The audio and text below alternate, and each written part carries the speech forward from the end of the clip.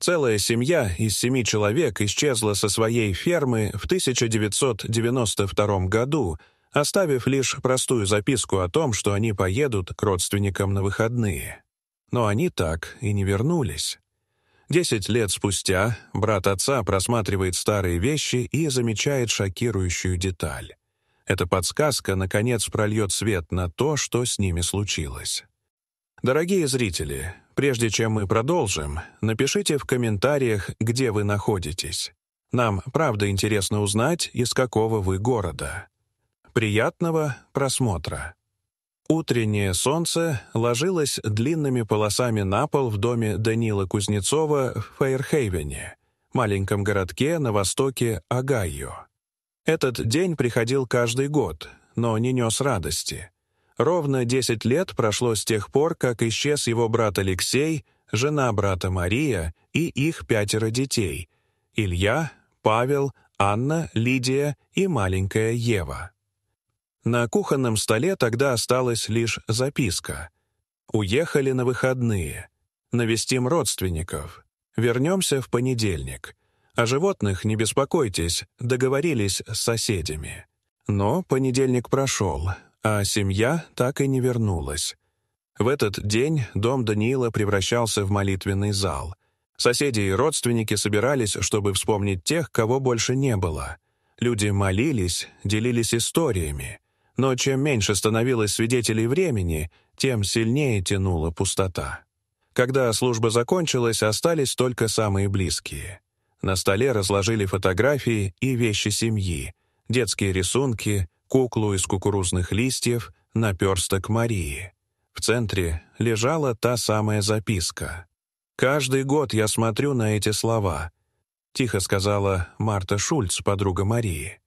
«И каждый год думаю, какие высшие силы могли их забрать». Даниил молча поправил папку с документами. Официальное расследование тогда длилось меньше недели. Полиция не нашла следов борьбы, и дело закрыли как добровольное исчезновение. Но у него всегда оставалось ощущение, будто слова протокола написаны на чужом языке, не имеющем ничего общего с болью живых людей. «Мы доверились тогдашнему офицеру», — заметил старый сосед Иосиф Миллер. Он уверял, что семья просто решила уехать.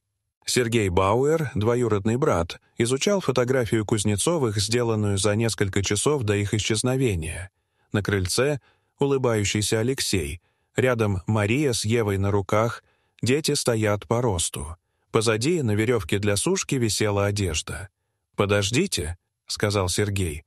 «Если они уезжали на все выходные, зачем Мария стирала утром? Ни одна хозяйка не оставит белье на 3 дня».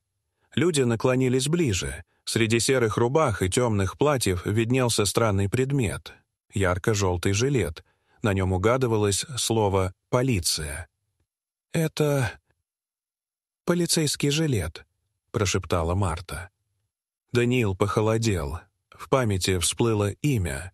Офицер Пол Бреннер, когда-то близкий друг семьи, всегда готовый помочь. Но что, если дружба была лишь прикрытием? Он вспомнил, как Алексей жаловался на давление, говорил, что к ним приходят странные люди, и как быстро разговоры эти прерывались, стоило появиться Бреннеру. В тот же вечер Даниил решился зайти в старый дом брата. Ключи все еще хранились у него.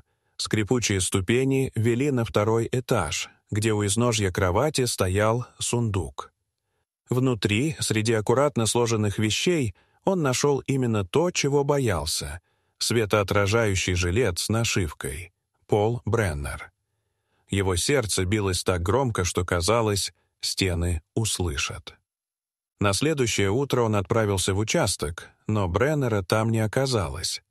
На выезде из города Даниил столкнулся с другой сценой. 2 мужчин в темной форме, без опознавательных знаков, уговаривали соседа Якова Шнайдера продать землю.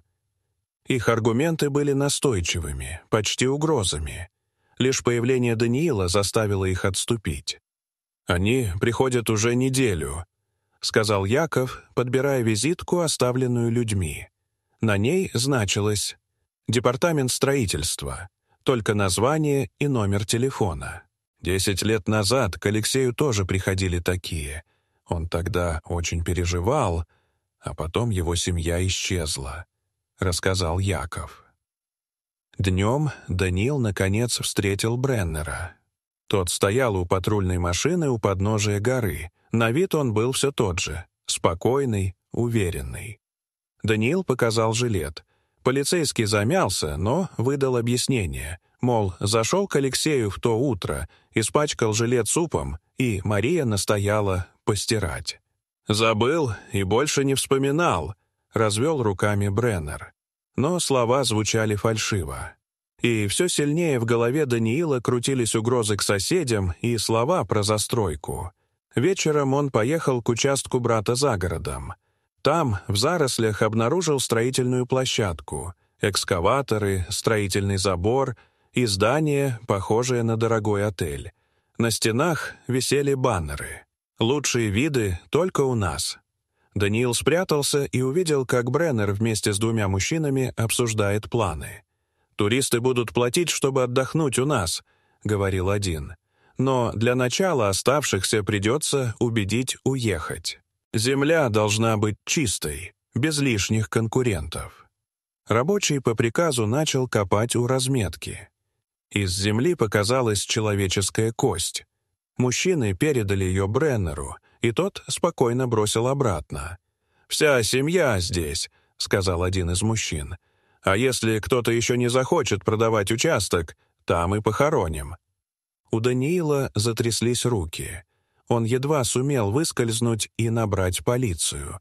Голос диспетчера дрогнул, когда он услышал: «Я нашел место массового захоронения. В этом замешан офицер полиции». Через 20 минут появились машины полиции. Стройку оцепили. Кости действительно оказались там. Бреннер и застройщики пытались оправдываться, но были закованы в наручники.